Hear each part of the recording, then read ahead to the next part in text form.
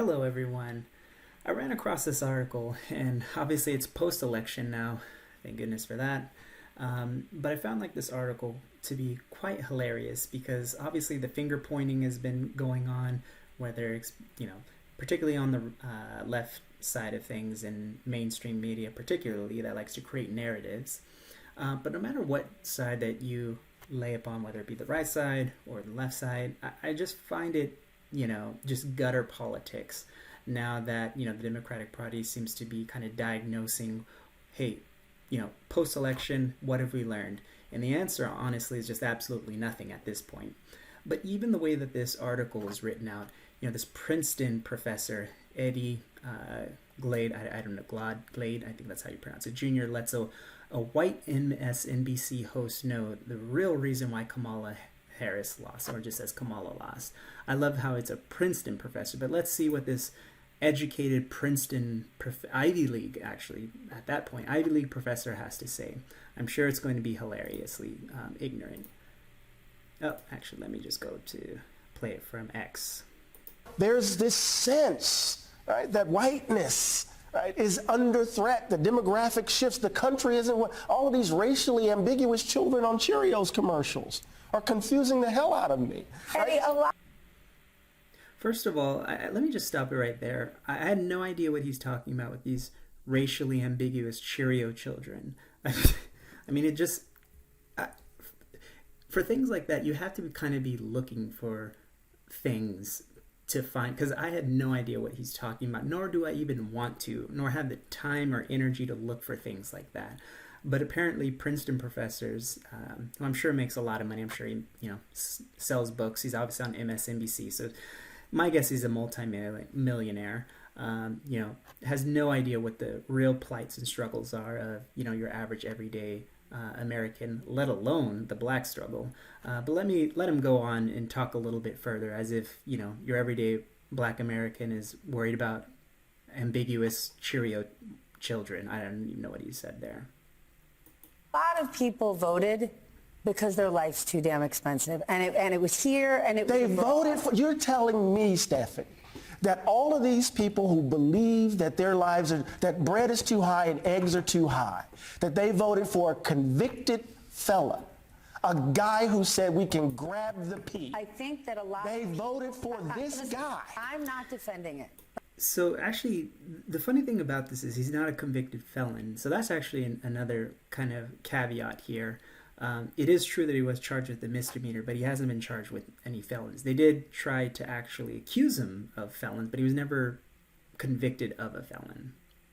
But I think there are tons of people that don't pay attention to, and I'm not defending it, don't pay attention to politics at all. But while we live in the most prosperous country in the world, people are saying, life's not fair, I'm not doing well, my son's still living in the basement, I can't seem to get a job, I don't like the status quo, I'm voting for something else, and he was the person. I love you to life, I love you, but I do not believe that. I cannot believe that. And the reason I think you believe it is because you don't want to believe that that's what's really motivating them. It's always the case.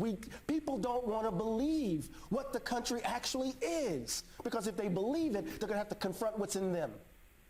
I don't believe that. They voted for a crook, a person who they know is stealing from, just doing everything to undermine the so-called country that they love. And then they're telling us the BS that it's economic. So I let it play to the end there, but I don't think this man is like, I think he just lives in an ivory tower is what I'm trying to say. Now, this is coming from someone who did not vote for Trump, but I understand why people voted for Trump, and I understand why people didn't want to vote for Kamala Harris, who, in my opinion, she was just insufferable. Not to even mention, there never even was a primary. They just kind of shoehorned in her, pretending like, she actually gained any kind of votes. But no, she was just propped up by the Democratic establishment. And then she was like, hey, you either get her or Trump. And then obviously America chose. Now, to go back into his points about just, blaming everything on, white people, which is just silly. What would he say to the increasing black population that voted for Trump. And even on top of that, I don't even think those numbers are actually accurate, because there's actually a lot of black individuals, or at least he would consider as black, but who are actually Latino. And what I mean by that is, for example, Dominicans, Puerto Ricans. They look black, but they identify as Latino for obvious reasons. So I actually think, the how we track these, as, black, population and votes, it's actually probably even much higher, or at least how, a lot of people would view the black population as being much higher for even Trump. Because, like I said, if you would see, a Dominican on the streets, you might just think, oh, that's a black guy running down. And you're like, a Dominican would never say that, right? He's like, no, I'm Latino. But I just bring that up just to say, like, they have no idea what the hell they're talking about, because Trump actually literally improved his numbers, like, across the board. And so for him just to say, like, oh, it's just white racists who only, voted for Trump. Yeah, there might have been some, but guess what? There's white racists who also vote for, who constantly vote for Democrats too.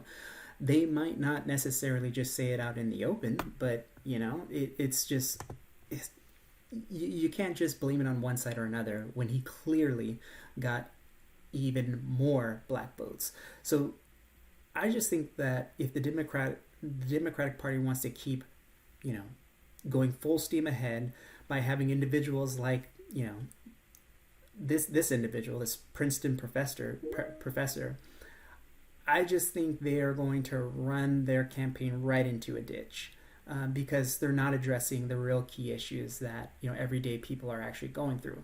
Like, hey, the average person is not a multimillionaire. We do have everyday problems. Food is still out of control. Gas, sure, it's not as high as it was, but in all honesty, I think some of that is, due to more nefarious reasons.